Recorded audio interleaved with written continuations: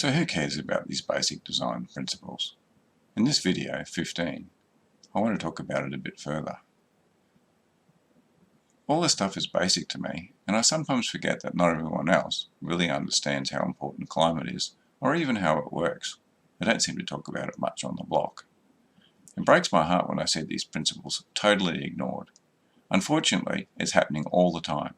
It starts with subdividing our blocks the wrong way. Then we end up with long railway carriage buildings on long narrow blocks with useless yards. This often means all the basic principles in video 13 get thrown out with the baby. Now, I accept designing for sites that face the wrong way is harder, but it's not impossible.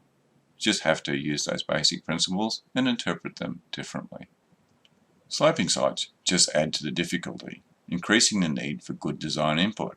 I have a saying, if it's easy, go to a franchise project builder or building designer. If it's hard, go to an architect. It must be true. I've never had an easy one in 30 years. Still, I'd not have it any other way, as easy would be boring and no challenge. In these photos here down the bottom right, you can see I have an example of a moderately sloped site that had rock floaters on it. Rather than expensive excavation and rock and running into all sorts of problems with the underground drainage, we decided to elevate the site and fill it.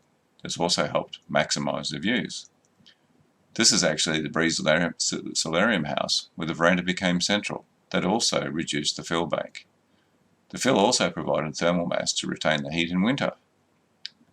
If the site is challenging like these, I get the privilege to make better life by design for my clients by designing their forever home. In the next video, number 16, I'll talk about designing for accessibility.